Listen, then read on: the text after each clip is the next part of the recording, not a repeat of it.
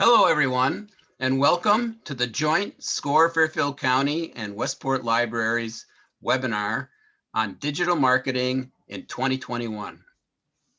I'm Tim Ryan, the webinar coordinator and a business mentor here at SCORE Fairfield County, and I'll be your host. First, some brief information on SCORE. There's over 320 offices nationwide with 11,000 volunteers. We're part of the SBA.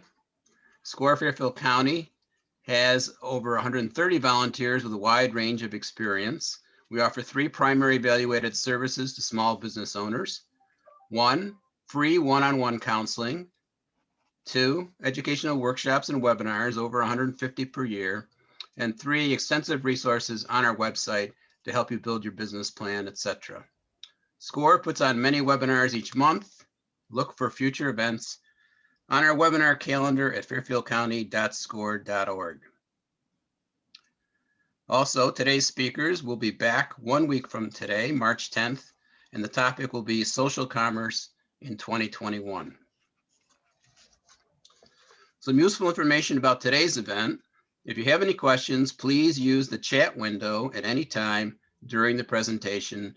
It's normally located at the lower part of your screen.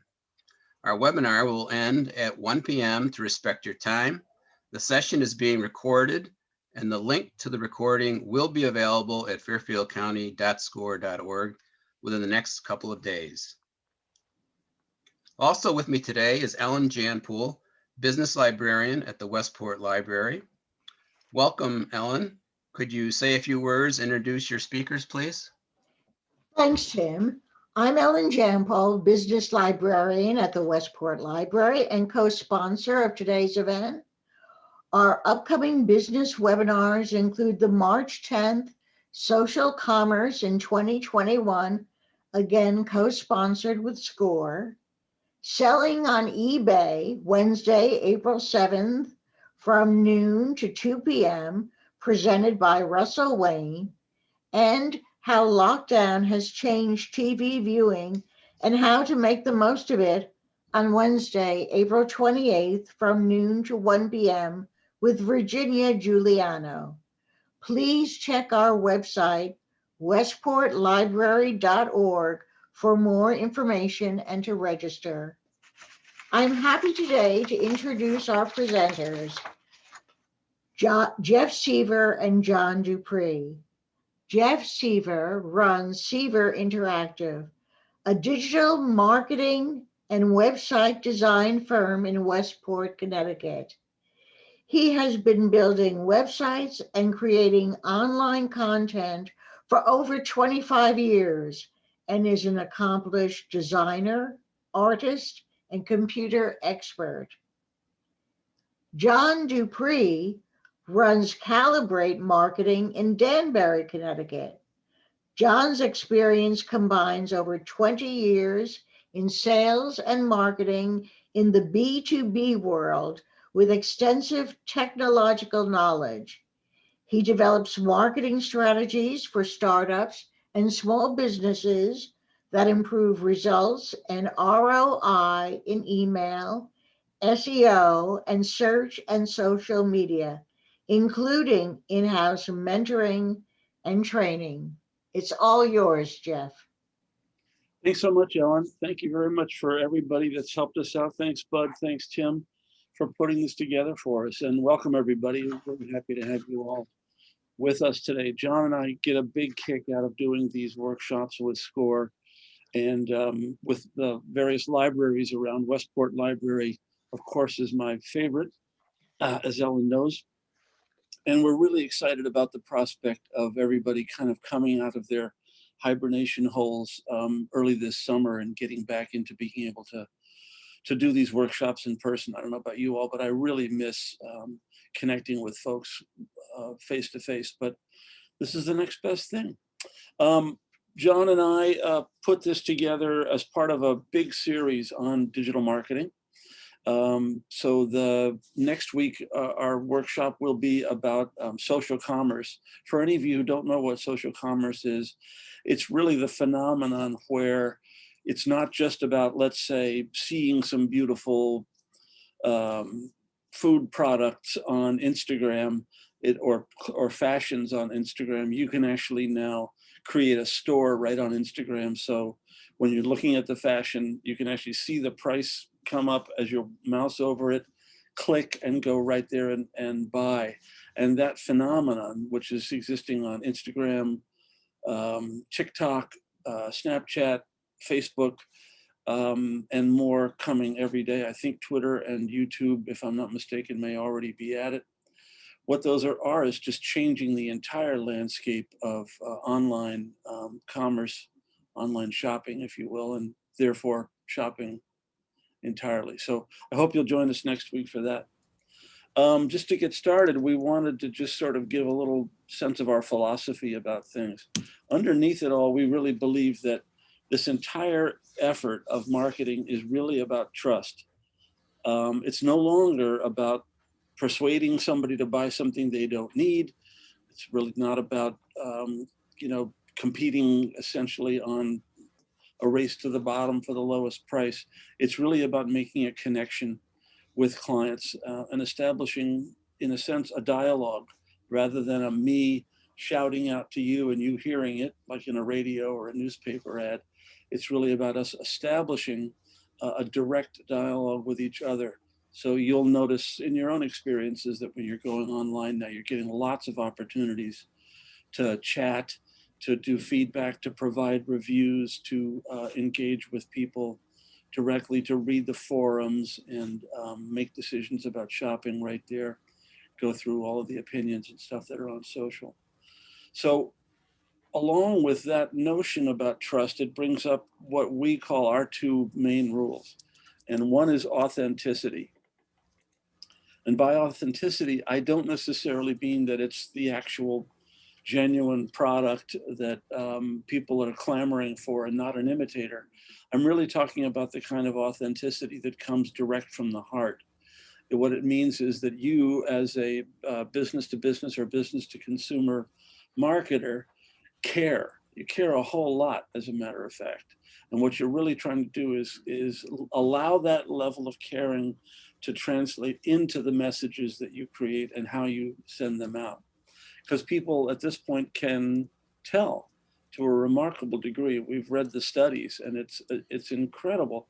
Even one study I read where elementary and early middle school students could tell from text messages sent by their pals the emotional state that the sender was in when they wrote it, even though it's filled with abbreviations, filled with urban, slang, misspells, bizarre punctuation, and yet they could discern from those brief little digital messages what the person on the other end was feeling when they sent them. I'm not sure I'm tuned to that degree, but I'm pretty sure some of the young kids that we meet and talk to are. And then the other really key thing is to provide a service. And what that means to us isn't being of service. We don't mean it in the Mother Teresa sense, but we also don't mean, I'm a plumber. My service is I provide plumbing. We encourage folks to really look way underneath what you're providing and look at the underlying need. Any of you who've studied psychology are familiar with Maslow's hierarchy of need. Typical, of those would be things like security, love, food, shelter. You're looking underneath and saying, what am I actually deep down really providing? And sometimes that can be as silly as diversion. Sometimes it can be actually really nasty, like some of the, really unfortunately sort of negative radio show hosts and stuff like that are really spreading a negative message. They're actually providing a service to folks who want that message. So you want to take a good look at that as well. So with those two things in mind, we're encouraging you to really think about why you should be trusted and how you get that idea across in your marketing. John, you want to introduce yourself and talk a little bit about story? Sure. Yeah. So, hi everyone. My name is Jon Dupree. Thanks very much, Jeff. And when we talk about the message and how you should be trusted, in the past, it was done through a handshake, by being able to look someone in the eyes, by really getting to measure the man, as they would say. Nowadays, when you have social distancing going on, how do you do that? And the way that we do it is through our stories. Next slide. Okay. So throughout history, these stories have always been a way that we would inform. People would gather around the fire and they would tell a story. You'd have the people coming into town. They would talk about the stories of places they've been. And these were used to build influence, to help build consensus, to excite people. And marketing is all about stories. And these stories now help people to be able to make informed purchasing decisions. Oops, sorry. It's not doing that. There we go. Yeah. So one of the things we want to do with our story is we need to position ourselves. We want to be able to explain why we're doing something the way that we're doing it, why ours is a better way of how we do it. We've all gotten into business thinking that, I see how this company does it, but I think I can do it better, or I can do it cheaper or easier or faster or something. So you want to position yourself for why somebody should be looking at you compared to the competition. And for anybody to make a buying decision, there's certain things that they need to know. It's what is it that that they're going to get from this purchase? How are they going to feel satisfied? Are they going to be able to order directly from you, or do they have to call? Do they have to send an email? Is it a form? So how to engage with you? But then also, what is it that they have to convince in their circle of influence? Is it going to be a spouse? Is it a boss? Is it their friends? How are they going to feel once they bought it? And that are they going to be able to show it? There's many times when people will buy something simply because of the name brand that's on there, because by having that Mercedes or BMW, it expresses a certain level of influence. Let me just interrupt to mention that the slide deck will be available. So any of you scrambling to try to take notes with these individual slides, you needn't bother. All you have to do is send me an email. My email address is jeff@seaver.com. We'll put that up at the very end of the slideshow. If you send me an email requesting it, I'll send you a PDF of the entire deck. All right. So when we are walking someone down their buyer's journey, it's a matter of how is that person going to find that journey. In the past, it has been through salespeople, people being able to work with them, listen to them. Can you go to the next slide? Listen to what they have to say. You would ask questions, sit face to face, show them examples how it would work, maybe do a demonstration, take them on a test ride, that kind of thing. People didn't want to be sold, but they did want to buy. And so they're trying to get enough information from the salesperson to be able to make that decision to buy. And the best salespeople, they always had good listening skills. That's what, as a sales manager, we always taught people. So you need to, listen. You have one mouth, two ears. So listen more than you speak. But if you're not sitting face to face with somebody, how are you going to be able to ask the questions, to listen to what they have to say? And what's happened is that technology has always changed, always increasing. Change is inevitable. And we see that technology changes happen exponentially. There's Moore's law that talks about, the speed of technology transformation doubles every time. What's happened recently is that the society changes have started to double faster than we've been able to keep up with. Next slide. And so what we're seeing now is that we can have technology as part of our lives everywhere. Where in the past we would go to technology, now technology is kind of intruded on everything. And whether that is from our mobile devices to the TV sets being smart TVs, to the advertisers and marketers out there gathering all this information about who we are by the things that we do and such. But technology and society have really integrated together, and that change is happening at the rate of technology change, not really the rate of society change any longer. So the new way of someone going on their buyer's journey is by doing self-learning. They're going to go investigate it themselves. They're not going to wait for making a phone call at 9 o'clock in the morning to call between the hours of 9 and 5 during business. They're going to go online at 11:30 at night once the kids are in bed, and they're going to go and start doing their exploring. They may, instead of going window shopping or just browsing around the mall, they're going to be on social media, and they're going to see things there that spark their interest. So self-learning has become the new way of being guided down that buyer's journey.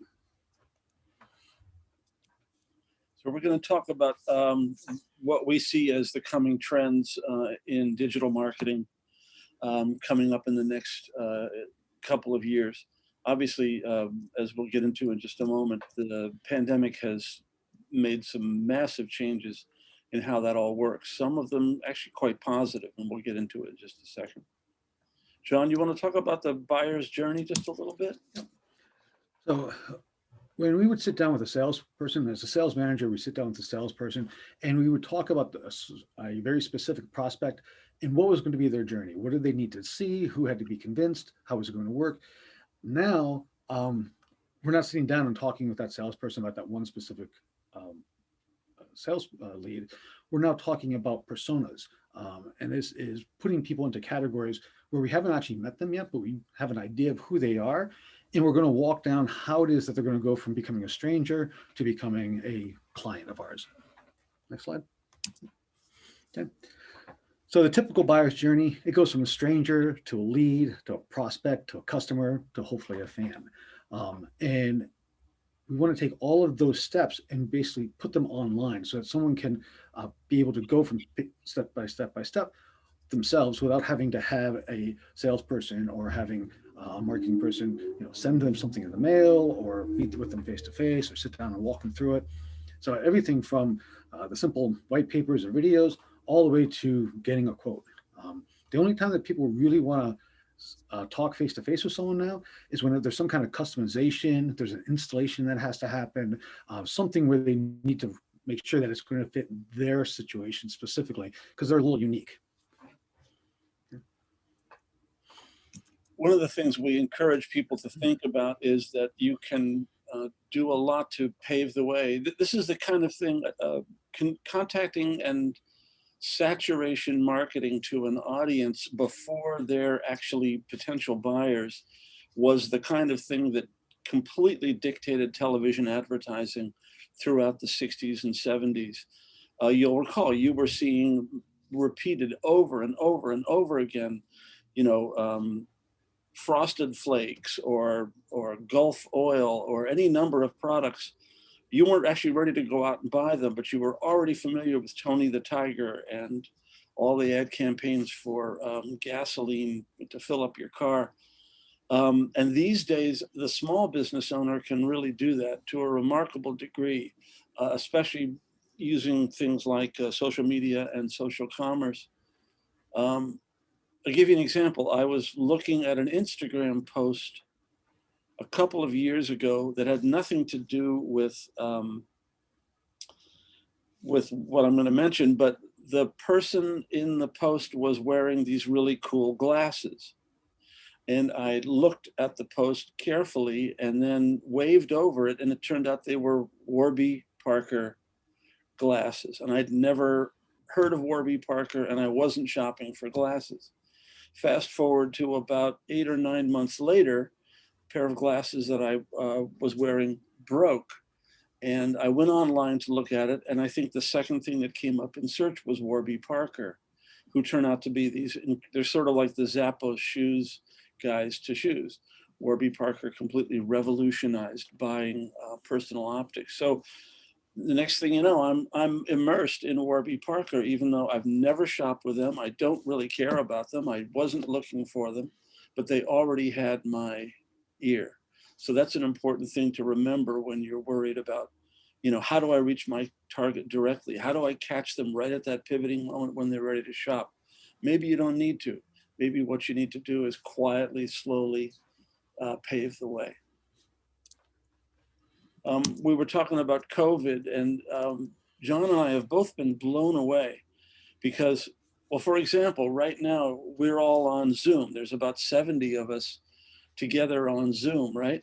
I don't know how many of you were familiar with Zoom 18 months ago, but the entire world of communication changed, right?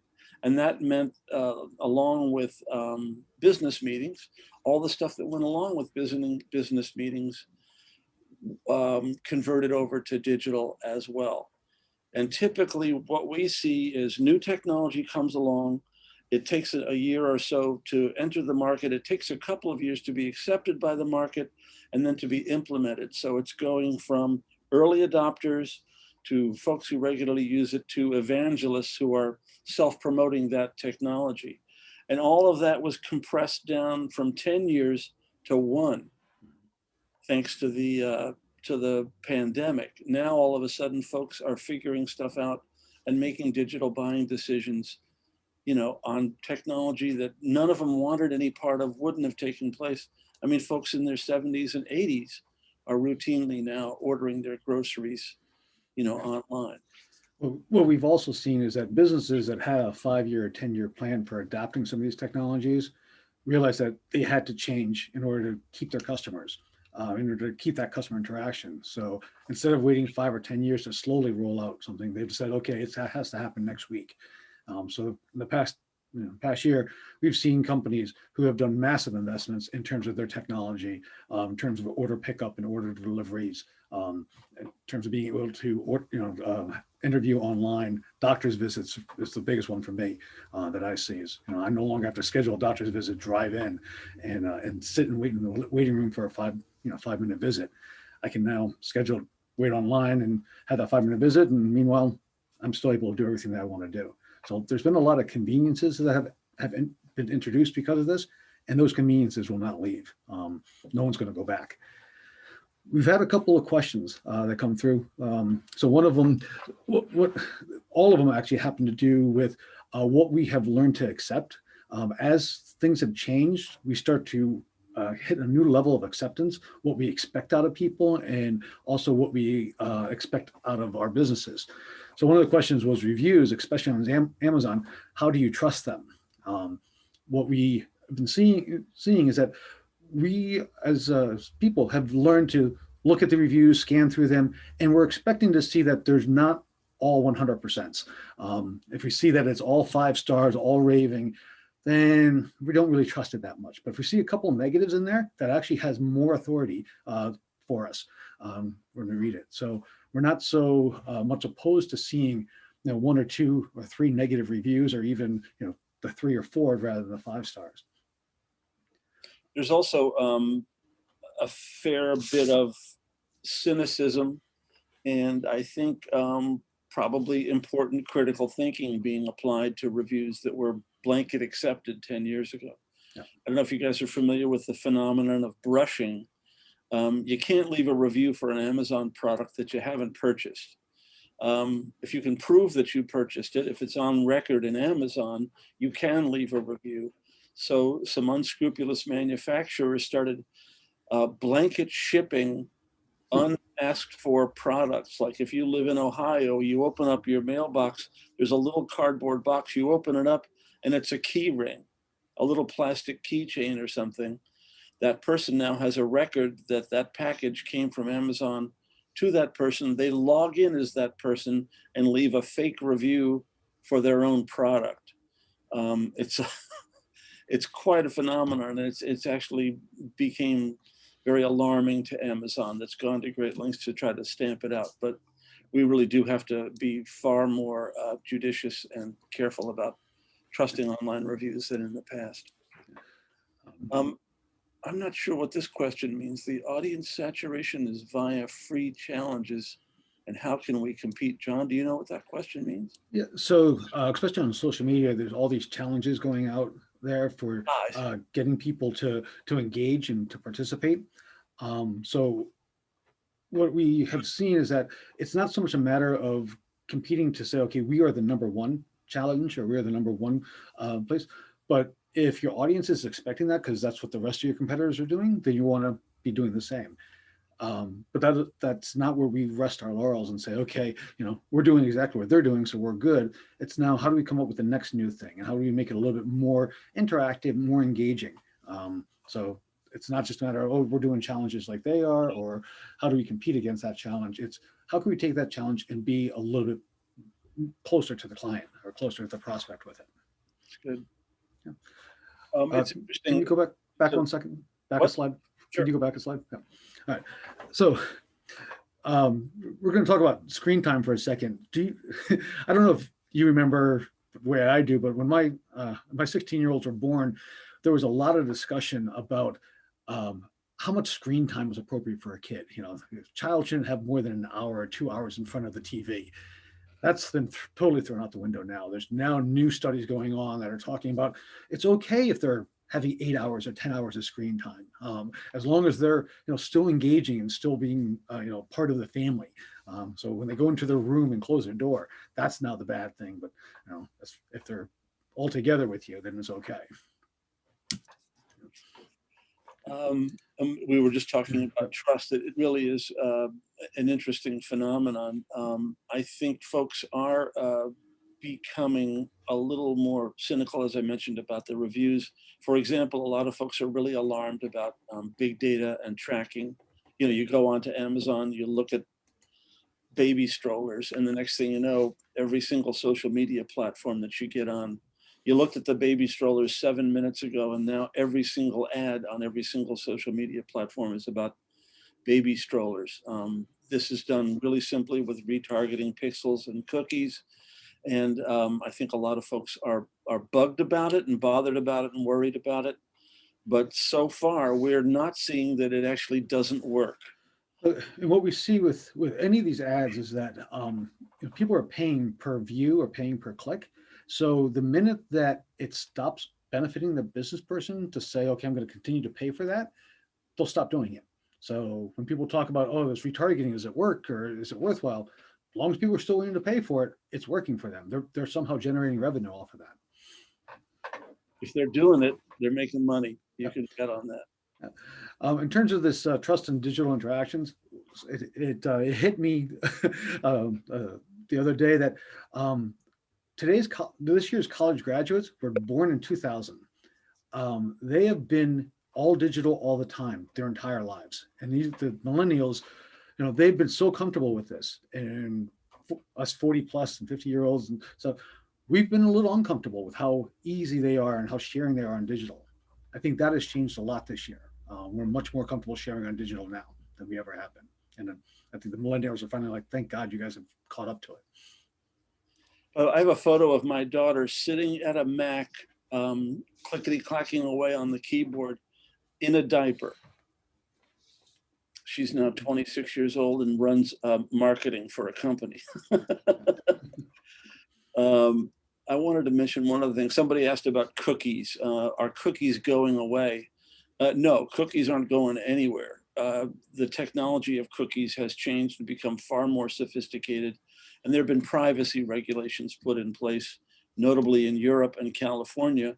Most American states are now following the California model, which require that you give consent. We're all familiar with this. You go onto a website, and before you can get anywhere, a pop-up comes up and says, are you okay with cookies? But no, they work brilliantly, and they're not going anyplace. In fact, if anything, these cookies are being retained in a more sticky fashion. In other words, they're actually harder to clear out, clean away, and to operate basically with a fresh web page. There's a question here about Google Ads, which we'll be getting into later on in the conversation. Yeah, we'll talk about ads in a minute. Okay. So actually, we're just seeing the entire marketing sales funnel being changed and taken online. We're going to talk now about how that content can best be put online. That's the concept of content marketing. Content marketing isn't necessarily just taking photographs of your product or descriptions of your service.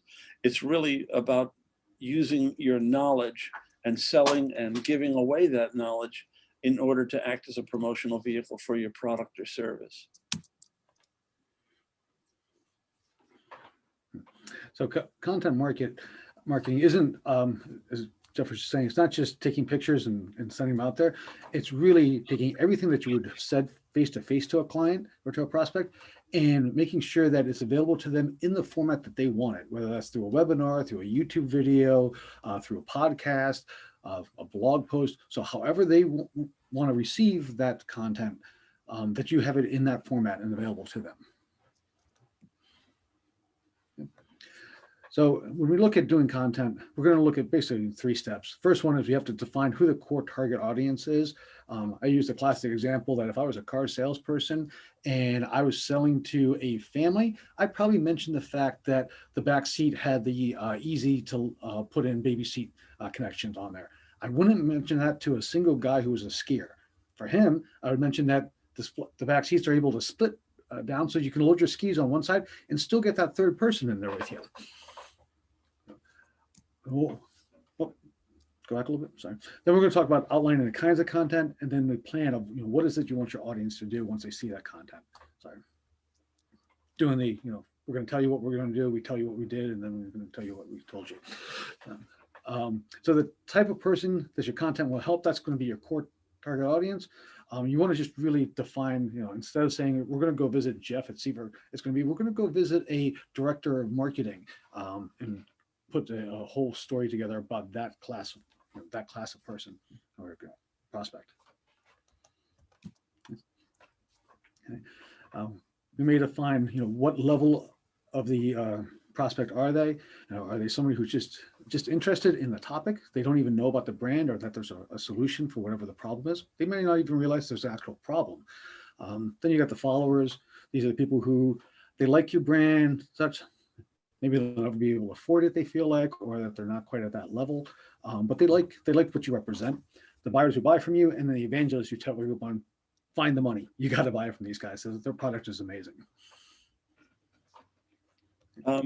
It just reminds me what you're seeing right here, this conversion notice. This is a very big deal.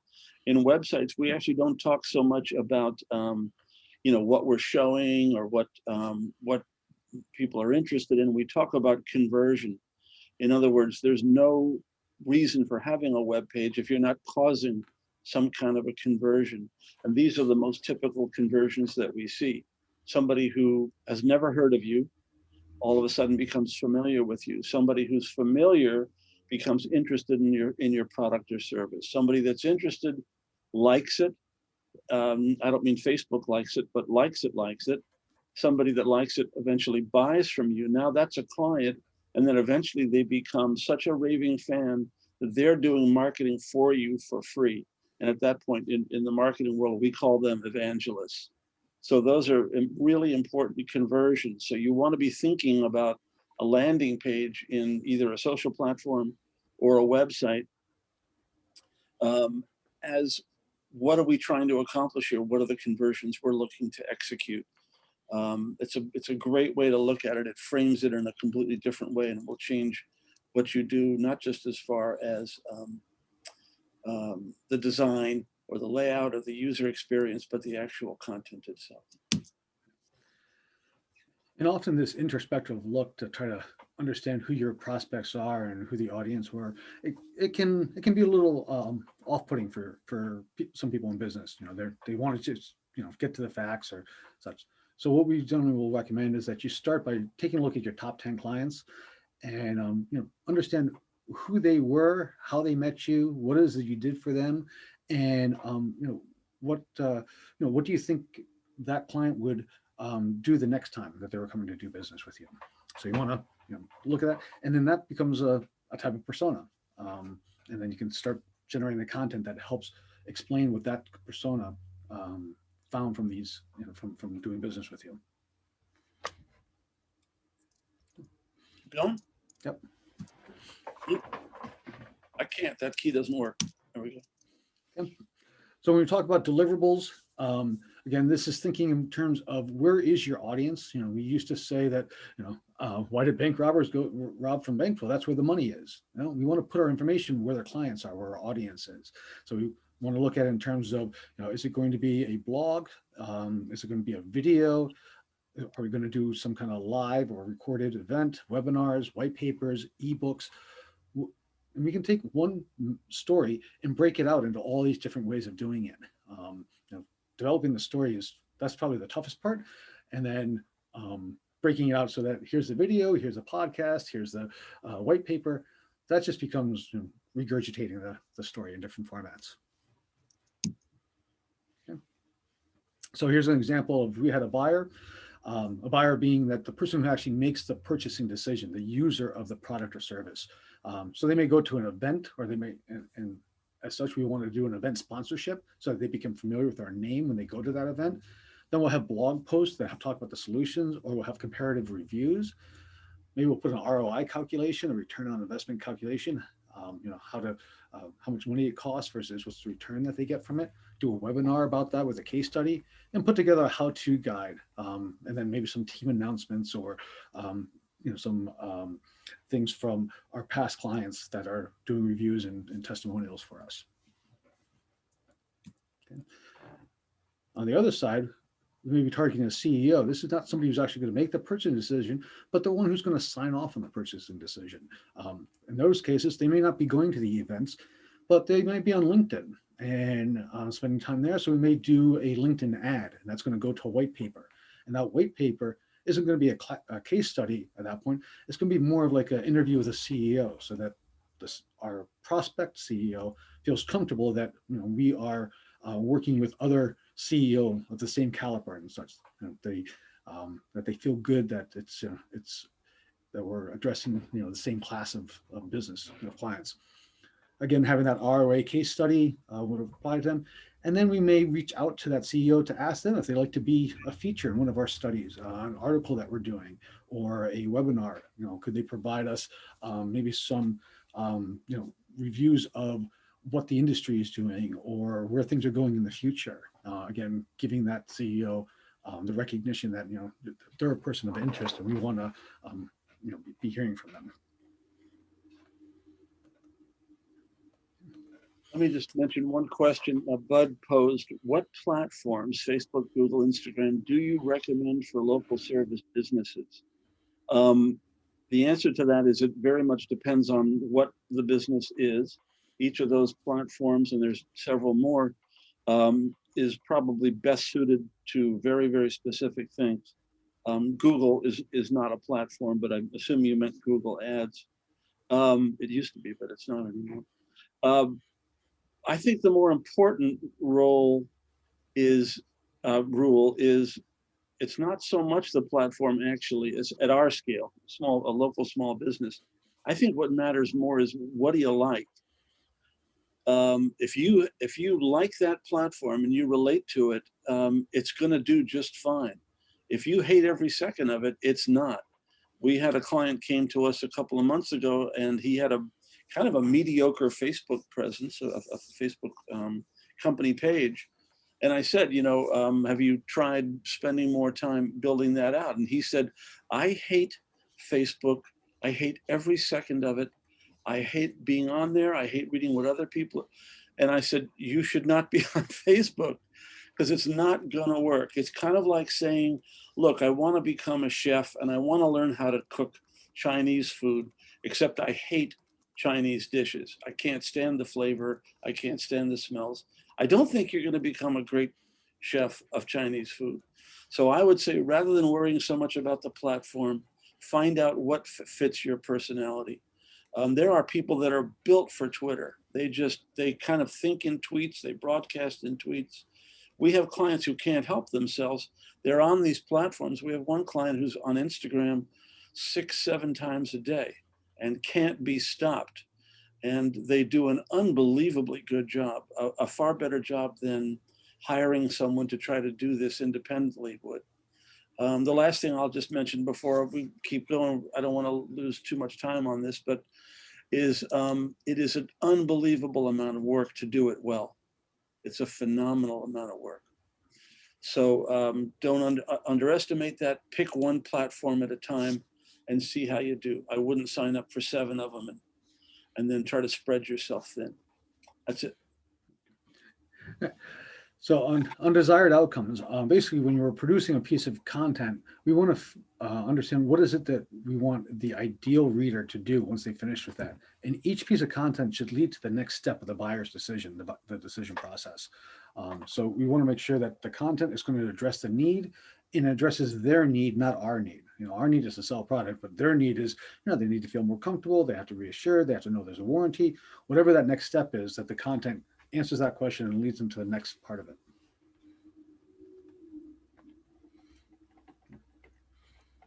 Okay, so the biggest thing that we're seeing right now from a marketing standpoint is that we need to pivot from selling, presenting products and solutions to helping, and that's helping the clients or prospects understand what is the situation that they're running into and what can we do to help with them.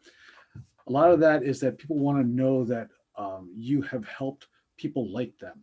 So creating a personalized experiences, when I am talking to a software, a marketing automation company, I'll ask them, what is the normal size client that you have? And if it's a client that say, oh yeah, we deal with people that have 50 or so employees, I say, all right, then that's not really the choice for us. But if they say, oh yeah, we work for people who have anywhere from 2 to 5 all the way up to 100, okay, now you're in the range. And by that personalized experience, I'll feel more comfortable talking to them. And then also making sure that the work that we're doing, that it actually makes a difference to someone, that it has real world impact, and especially with the younger generation, that it's it has environmental impact and has the even the race and personality, personal impacts out there. So, you'll recall early on we talked about Maslow's hierarchy of needs and what needs you're fulfilling. So what we're saying is be of help, describe how you've helped other people. Those are the stories. Every one of your success stories should really find its way into your marketing. And sometimes what's stated about what's needed is not the obvious thing. Somebody, there's an old joke, somebody says they want a 1/2-inch drill when what they're really looking for is a 1/2-inch hole. So what you're looking to do is try to find some way to meet those needs. We're seeing a remarkable change in what's happening on marketing platforms because of the massive changes in the culture that are happening. People are looking quickly. They are not interested in an online experience anymore. They want to get to where they're going, solve the problem, and not have to work too hard for it. So we're seeing all kinds of solutions coming up for that, which is people are finding, forms were far too complicated. They're very, very much being simplified now. I was just talking with a client this morning about chat. Chat is fine if somebody answers. There's a lot of other, technology available now for connecting to telephone calls, even arranging a Zoom meeting directly when you're on the web page. Do you want to talk about this a second? So again, this is tying back into that content strategy of making sure that you have content that's available to all stages. A lot of times we just write for the people who are looking for a solution, but we also need to be writing for the people who don't know that there's a solution out there, might not even be sure there's a problem, as well as the people who have thought that they found a solution and they're looking to see what the alternatives are, or people who are just doing a price competitiveness comparison or understanding what the value representation is. So we want to make sure that the content that we have, it really hits all levels of that sales funnel. And then again, we want to make sure that we're delivering it in a way that allows them to still have that personal experience. Removing the obstacles, making it difficult to reach someone on the phone, or I responded to a chat and it just says waiting for some response, waiting for a response. If you're going to have something on there, it should be immediate and very quick to connect. A lot of clients will tell us that they just want the phone to ring, but yet they don't answer the phone after 5 o'clock. So we've got to make sure that if you have a phone number listed there, that there's some way that that the person's going to get an immediate response, or at least know what the what the expectation should be. Okay. And when we look at the targeting that we want to do, we want to make sure that we have broken broken it down to what we call the smallest viable audience, because that's where the personalization comes from. We don't want to group too many characteristics together under one heading, and make sure that we're dealing with the people who really are going to appreciate what it is that we do. We don't need to help everyone. We don't have to be the best solution for for everyone that's out there. The great thing with digital marketing is that even your local business, you may start getting people who are from Maryland or Chicago or elsewhere that are reaching out to you and are interested in your products. So we don't have to hit everybody in Westport, as long as we're hitting the people in Westport that we can serve best. Yeah. So these are some of the changes in prospecting that we need to do. Yeah. Instead of doing cold calling, please don't do cold calling. It's now evolved to doing search, being available and making sure that we're found when someone does a search. In the past year, every single customer journey is starting with search, because they're not having the face-to-face meetings or getting out there with their friends and family and such. When they're interested in something, they're doing a search. Mass advertising has become more and more personalized. What this is doing is, instead of just having the TV ads or such, it's really targeted towards who the audience is. Are we watching that type of show, or going right to getting into an email? The targeted search and social ads, this is the big data. This is where the cookies are coming in. People ask me, what is happening with cookies? I said, without cookies, I'll get every single ad. All the ones that don't apply to me will start showing up, and that will frustrate me more than getting the ads that I'm actually interested in. So yeah, I usually say, yes, save my cookies. It's okay, as long as I'm really interested in what that piece is. Your sales relationships are being replaced by social media posts. I don't know if you've have seen does anyone know of, or is there a recommendation for that's a question on social media? But that's really become the best way of finding local business now. Next. And we're seeing just an enormous amount of channels opening up, and every one of those are changing because of the social commerce features that we talked about earlier, and new ones are popping up every month or so. A technology that was unheard of 2 years ago, all of a sudden, like TikTok, all of a sudden invades and takes over the place. So it's a daunting challenge to figure out which channel is the best one.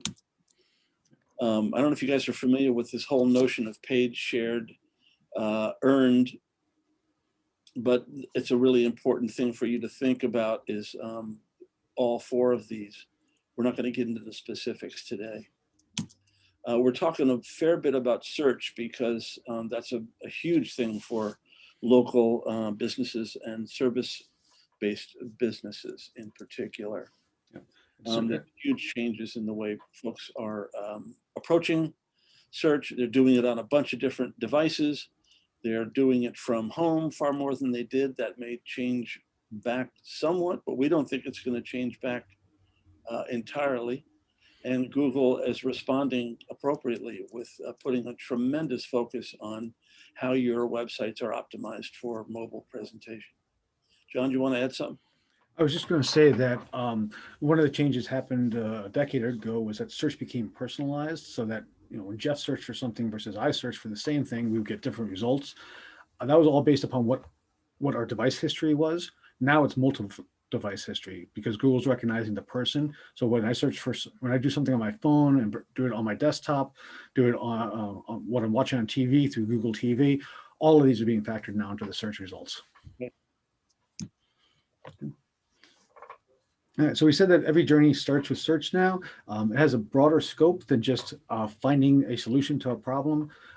SEO, the act of trying to optimize, it's difficult to verify because everybody has a personalized search result that's going on. So sometimes people say, oh, I'll get you on the first page of Google, but only if you're at this time, this place, and this person who's searching.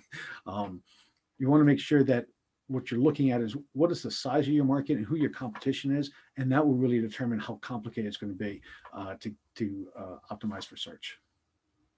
Okay. John, I just looked at the clock. We are running out of time. Yep. What do you want to do? Go fast. Okay. So basically, we're just encouraging everybody to really keep search engines in mind as you're creating your content. It's got to be written for the people that are searching. It's got to be searchable by, readable by the Google spiders. These are really easy things to learn how to do. There are a million white papers. All you have to do is Google them up. And also something that a lot of our clients overlook is using the people also ask segment. Take a look at what's in there when you enter search terms applicable to your own business.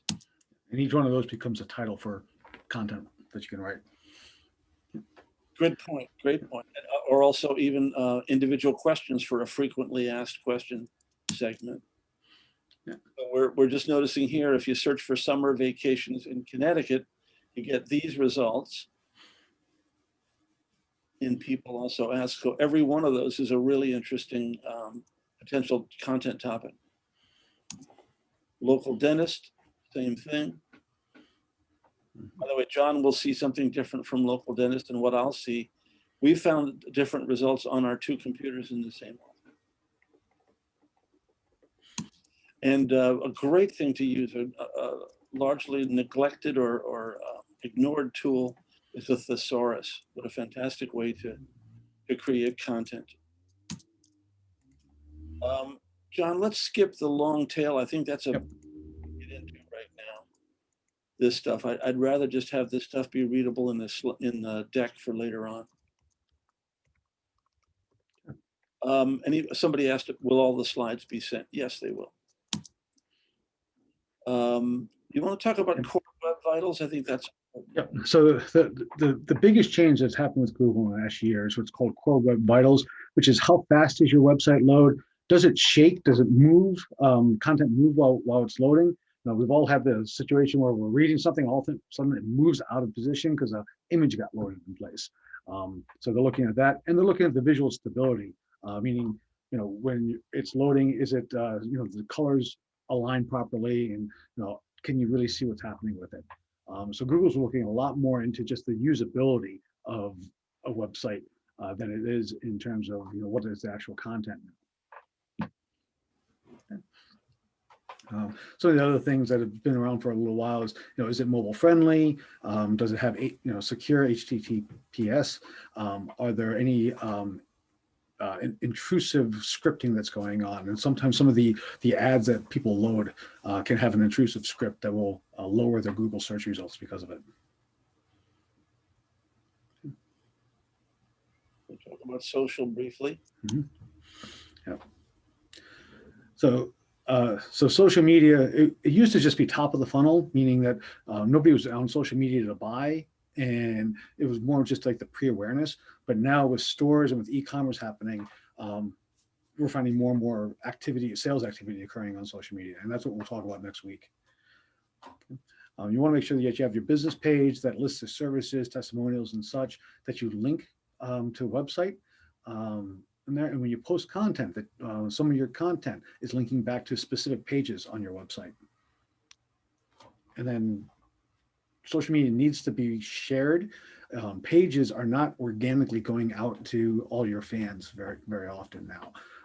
But if somebody shares a piece of content, then that will start going out to everybody.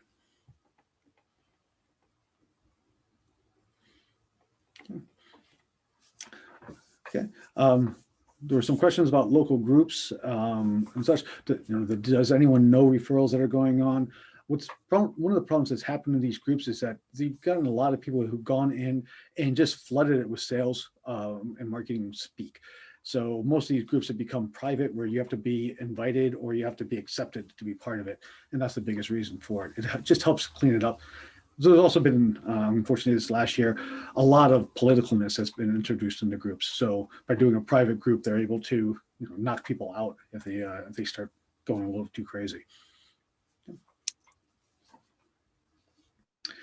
All right. Email. 3 years ago, 5 years ago, we're saying, email is something that, yes, you should include it, but it's kind of an afterthought. Not any longer. Email now, that is, it's come back strong. You get the personalization, you have automatic drip campaigns. People are actually reading email again, but they're doing a lot of scanning. So you don't want to flood it with too much information right off the bat. You want to just get enough to get them engaged. And then we're always telling people, and very few of our clients are that interested, but it's very difficult for you to adjust what you're doing if you're not taking measurements.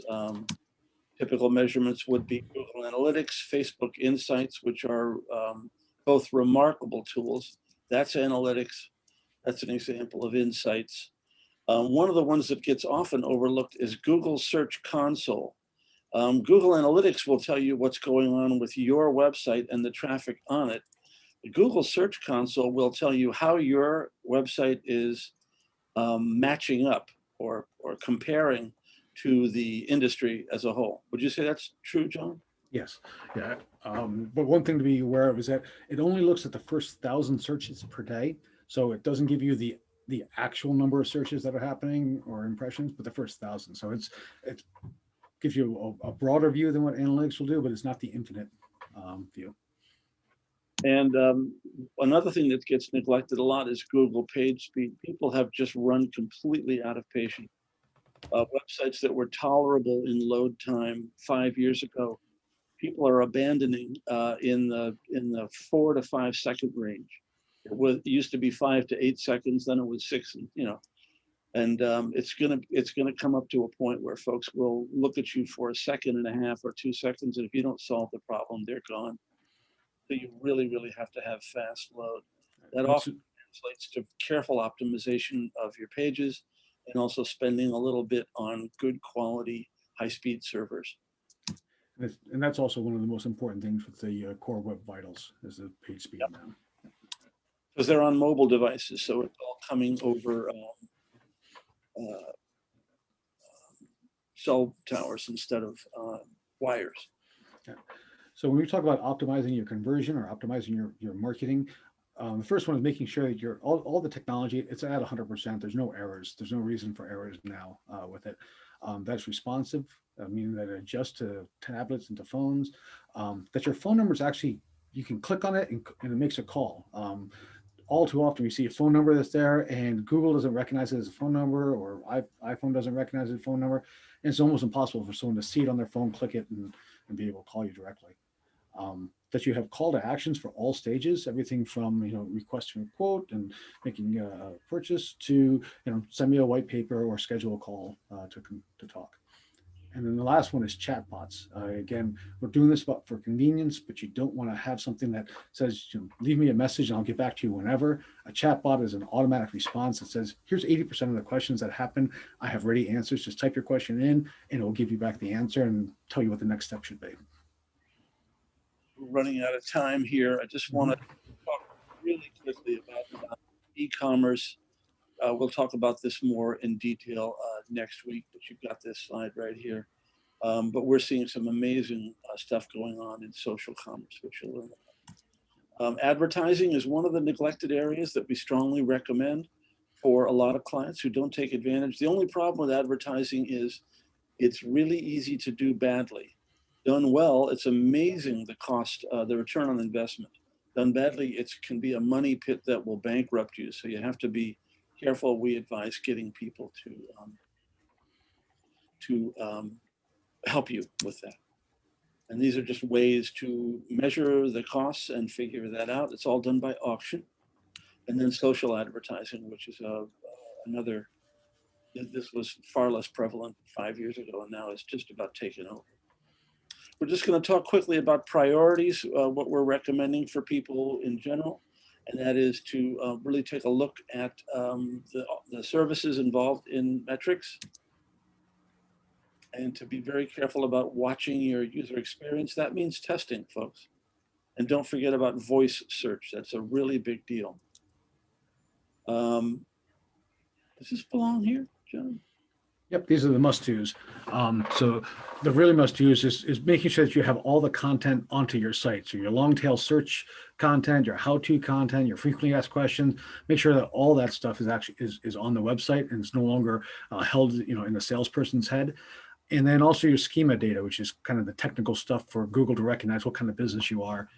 And put your local listings together. This is your Google business local listing. You can start posting to it and adding images and such to it. So let me just wrap things up and just say this is very, very rich stuff. Obviously, cramming all of this into 1 hour, not easy to do. But we're at the end of our presentation. But don't forget to send me an email and I'll send you the deck, and join us next week for the social commerce part, where we can expand a lot more on advertising and e-commerce. But in the meantime, we would encourage you to Google this stuff up and read more about it. I hope it's been provocative and getting you excited about the prospect. This is really, really hard work. It takes an incredible amount of investment of time and energy to do it right. But if you send me an email right to that address, jeff@seaver.com, I will send you a PDF of this deck. And we thank everybody for participating. I hope you've had a good time and learned something. Yeah, thanks, Jeff. As a reminder, a recording of this webinar is going to be available in a couple days at fairfieldcounty.score.org. Please check our website for more information on upcoming webinars, including on how to sign up for next Wednesdays with Jeff and John as well. Again, SCORE offers free individual counseling, so please use the link on the screen or visit our website and click Request a Mentor. We're available for sessions via phone, email, and video currently. Also, please fill out your evaluations that have just been sent. On behalf of SCORE, I'd like to thank all of you for attending today. In closing today, a big thank you to Westport Library and our speakers, Jeff Seaver and Jon Dupree. See you next week, guys. Thanks, guys. Thank you very much, everybody. And you're welcome to email us. All right, bye.